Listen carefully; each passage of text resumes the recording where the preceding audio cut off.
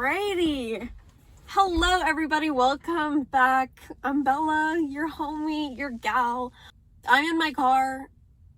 This video is all about, let's talk about sexuality. Let's talk about LGBT. I rehearsed that in the shower. Let's talk about sexuality. Sexuality is a very big, confusing, my point. It's just big and confusing, and once you figure out what your true sexuality is, you feel very proud of yourself for finding who you truly are. And if you're like my age, like 20, there's a lot of heteronormativity in this world. And you know what? I grew up with a lot of heteronormativity in my life, and just everything that I do is very heteronormative. If you don't know what heteronormativity is, it is kind of like growing up with everything focused around heterosexuality and not any other type of sexuality. I had a lot of toxic homophobic individuals in my life, and it was hard. I kind of just struggled with who I am, and being able to discover my true sexuality was very relieving and very wonderful, and I'm very happy that I was able to learn more about myself and more about what I like, what I don't like. I am very proud of myself for taking that time to get to know me more, because I think that individuality and knowing more about yourself is very important. And I did grow up with kind of the mindset that it's bad to have individuality and be independent. That's what it is. It's bad to be independent, which is not true at all. It's very good to be independent and be able to do your own thing, but it's also okay to rely on others, but not for your happiness, but for just an extra bit of joy that you need in your life. But yeah, I'm a very independent person, and I kind of grew up with the fact that being independent is bad because no one's going to love me because I like to do things by myself, which is stupid. I love myself the way I am, and without my sense of being independent, I wouldn't know my true self. Growing up in kind of like a heteronormative society, people are always like, Bella, you have to come out, and when you come out, you have to look good. And I'm like, why? I'm comfortable the way I'm looking right now. And they're like, well, you might meet, the love of your life out there. He might be out there. And I'm like... Makes you think it's a he. I don't say that, but I'm like, well, I like to dress the way I dress, and they should love me regardless, no matter who they are. Living in a heteronormative society, it can be very detrimental to one's mental health if they know that they identify as someone in the LGBTQ+ community. I'm saying this as a woman. My pronouns are she, her. I grew up I don't like men. Fuck, no one's gonna love me. And I thought there was something wrong with me for the longest time, and then that would cause me to just have so much hatred towards myself because I did not fall into quote unquote normal. There is no normal. If there is, normal's pretty fucking boring, and you should be whoever the fuck you want to be. I felt like I did not fall under the spectrum of being a normal, straight, cisgender female. I didn't fall under that, and I would literally beat myself up for it. I would feel like I don't have this under control, so I would do other things in control, and you guys know all about that. I didn't feel in control of the people that I liked, and I kind of forced myself to like guys. But I think that being able to discover my true sexuality and being able to discover my true self really helped me build more love for myself. And what is this? But yeah, it helped me build a more sense of self and be more comfortable with myself in the way that I kind of present myself. Now, I know growing up in kind of a heteronormative society, it's very hard. And my mom the other day, she was like, oh, something, when you marry a guy. And I was like, people assume your sexuality.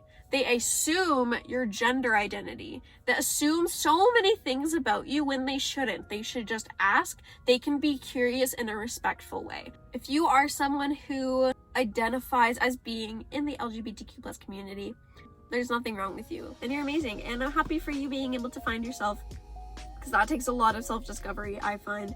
And you kind of go through this whole process of am I this? Am I not? And you have to discover it, and then you have to kind of like, you know, interact with it, and it's like just being connected to a whole other form of yourself.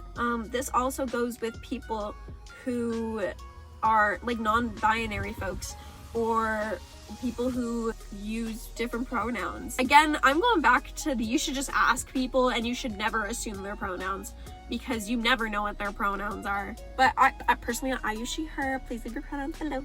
I like to know people's pronouns. When I want to approach someone new and kind of like figure out what their pronouns are, or if I just like I'm curious what their pronouns are, because I'm always curious about other people's pronouns, I usually introduce myself. I'm like, hi, I'm Bella. My pronouns are she, her. They might be like, hi, I'm Samantha. My pronouns are they, them. but that's because I just try to normalize saying your pronouns. If you ever just find yourself like, oh, like I don't know exactly what my pronouns are, like how should I come across it, just take some more self-reflection time.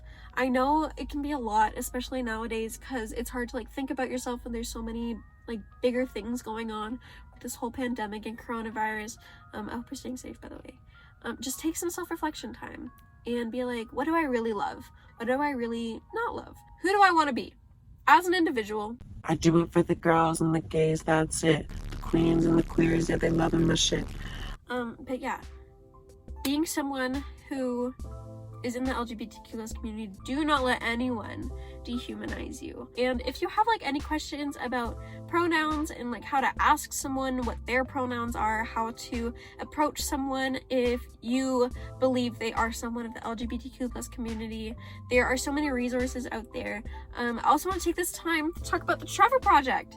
The Trevor Project, guys, it's so dope. It is a hotline community for people of the LGBTQ+ community. If you ever need someone to talk to, you can call them. If you ever need someone to talk to, you can text them. If you ever need someone to talk to, you can like online message them. There are groups of people that are specified and trained to talk to on the Trevor Project. I have used the Trevor Project for their online chat, and you like put in your situation, and then people give you support, or they give you comments on how to support you if you ask for that. And yeah, it's super cool. Honestly, Trevor Project has helped me, and I've only used it like twice, and it's helped me so much already. So it's really great. Guys, check out the Trevor Project. Link in the description below. And I want to talk about Pride. Pride's canceled. This is my first Pride. I was gonna go to this Pride, Toronto Pride. I was gonna go to Toronto Pride this year. My cousin was gonna take me, and now it is canceled, unfortunately, but I think I'm gonna have my own Pride at home in secret in my room. But it's gonna be so fun.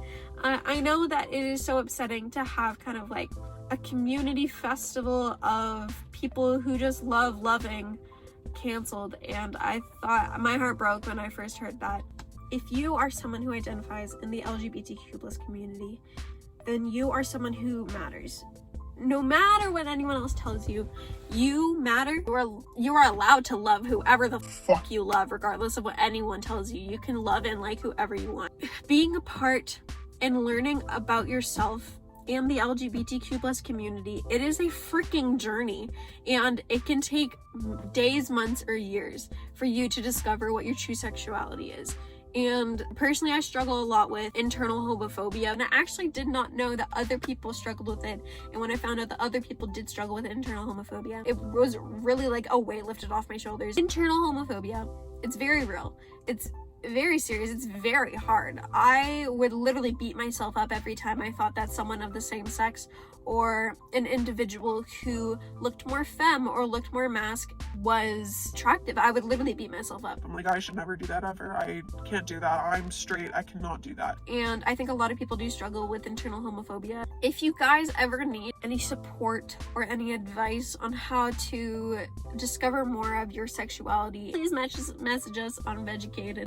I'm gonna try my best to be more active and film more and be more active on the social medias. Guys, have any questions, make sure to comment or DM us on Instagram. I would be happy to answer. I know Sophie would be so happy to answer some questions regarding if you are questioning your sexuality. I hope you guys liked this video. I hope it was kind of like educational. Hopefully I'll do another video talking about sexuality with notes written down because I kind of just rambled and screamed a lot. Like, comment, and subscribe. And comment your pronouns. Comment them below. Thank you so much. I big hearts for you all. Big hearts, big love for you all. Also, Sophie has a great playlist that maybe she'll drop down below. It's a great playlist that has queer individuals and just like a bunch of badass songs. Listen to it in order because that's how she wants you to listen to it. So listen to it in order. She made it for me when I was having a really hard time, and I really appreciate it, and I would love to share it with you guys. I'd love to share the playlist that Sophie made with you guys. Check out the Trevor Project down below. I hope you guys like this video. I will see you next time. I love you all. Rainbow emoji. This video is all about. Let's talk about. 1 second, Sophie texted me. Oh shit, 1 second. I gotta text Sophie back. Give me